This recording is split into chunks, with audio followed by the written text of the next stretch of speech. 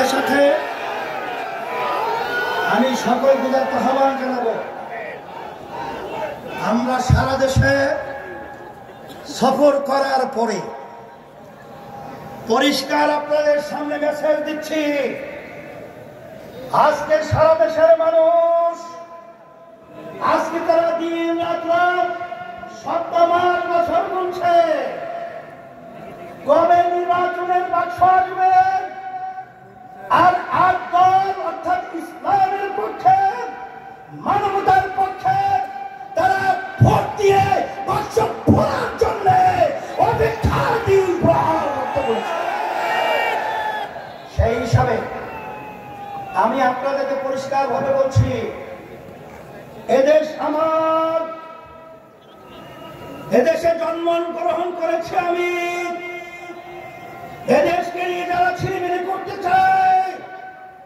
এদেশের টাকা যারা বিদেশে পাচার করতে চায়, যারা মায়ের কোন সন্তান হারা করতে চায়,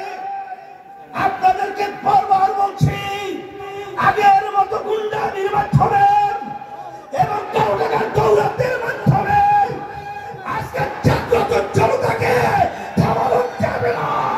তোমাদের উত্থান করবে এবং আল্লাহর রহমতে ইসলাম বিজয় হবে। আজকে আপনারা যেভাবে স্বতঃস্ফূর্তভাবে আপনারা উপস্থিতির মাধ্যমে আজকে সকল মনোনীত করেছেন, আয়োজক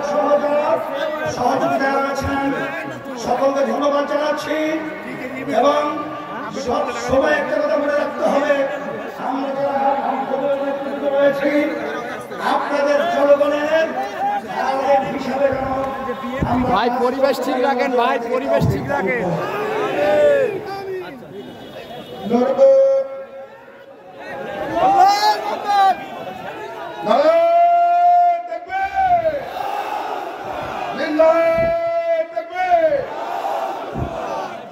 সংগ্রামী জনতা,